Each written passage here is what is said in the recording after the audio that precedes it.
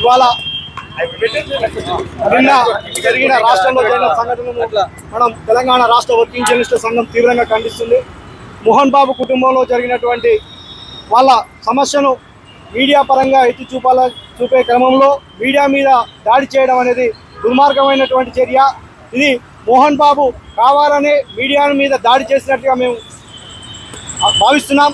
వెంటనే మోహన్ బాబును అరెస్ట్ చేయాలి, మోహన్ బాబును అరెస్ట్ చేసి కఠినంగా శిక్షించాలని చెప్పేసి ఈ సందర్భంగా తెలంగాణ రాష్ట్ర వర్కింగ్ జర్నలిస్టుల సంఘం తరఫున మేము డిమాండ్ చేస్తున్నాం.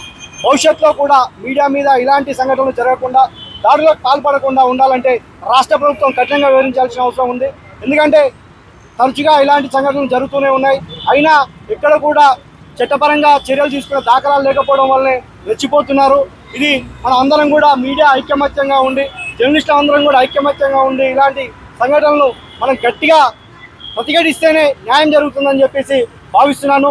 భవిష్యత్తులో ఇలాంటి సంఘటనలు పునరావృతం కాకుండా రాష్ట్ర ప్రభుత్వం చర్యలు తీసుకోవాలి, వెంటనే అరెస్ట్ చేసి ఆయనకు జైలు శిక్ష వేయాలని చెప్పేసి ఈ సందర్భంగా మేము డిమాండ్ చేస్తున్నాం. తెలంగాణ జర్నలిస్టుల సంఘం, తెలంగాణ TUWJ ఎప్పుడు కూడా జర్నలిస్టుల పక్షాన పోరాటం చేస్తుంది, భవిష్యత్తులో కూడా ఉంటుందని చెప్పేసి తెలియజేస్తూ జై హింద్.